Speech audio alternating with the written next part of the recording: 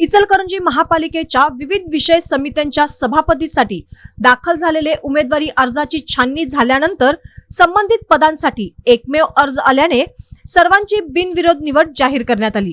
या निवडीमुळे पालिकेच्या कारभाराला गती मिळणार असल्याची प्रतिक्रिया नगरसेवकांमधून व्यक्त होत आहे।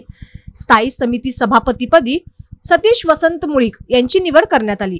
महिला व बाल कल्याण समितीच्या सभापतीपदी सौ रुपाली अनंत सातपुते, परिवहन समिती सभापतीपदी सौ अरुणा प्रमोद बचाटे, शिक्षण समिती सभापतीपदी सौ विद्या मनोज साळुंके तर मागासवर्गीय कल्याण समिती सभापतीपदी रुबेन सखाराम आवळे यांची बिनविरोध निवड झाली। या सर्वांनी गुरुवारी 5 मार्च रोजी नगर सचिवांकडे उमेदवारी अर्ज दाखल केले होते। तसेच महापालिकेच्या प्रभाग समित्यांच्या अध्यक्षपदासाठीही निवड प्रक्रिया पार पडली।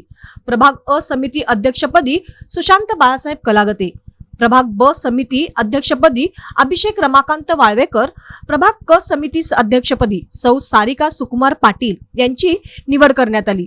प्रभाग ड समिती अध्यक्षपदी शिवशाहू विकास आघाडीचे नंदकुमार आनंदराव पाटील यांची बिनविरोध निवड जाहीर करण्यात आली। आज झालेल्या विशेष सभेत या सर्व पदाधिकाऱ्यांच्या बिनविरोध निवडी अधिकृतपणे जाहीर करण्यात आल्या।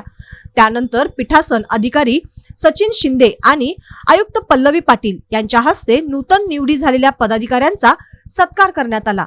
यावेळी महापौर उदय धातुंडे, उपमहापौर अनिल डाळ्यात, सभागृह नेते विठ्ठल चोपडे, गट नेते उदयसिंग पाटील, नगर सचिव सचिन पोटे तसेच उपस्थित नगरसेवकांनी नूतन पदाधिकाऱ्यांचे अभिनंदन करत त्यांना पुढील कार्यकाळासाठी शुभेच्छा दिल्या। शहराच्या विकास कामांना गती देण्यासाठी सर्वांनी एकत्रितपणे काम करण्याचे आवाहनही यावेळी करण्यात आले। नूतन सभापती व समिती अध्यक्षांनी आपापल्या जबाबदाऱ्या पार पाडताना शहराच्या विकासाला प्राधान्य देण्याचा निर्धार व्यक्त केला। पालिकेच्या विविध समित्यांमार्फत नागरिकांशी संबंधित प्रश्न सोडवण्यासाठी सक्रियपणे काम केले जाईल असेही त्यांनी सांगितले।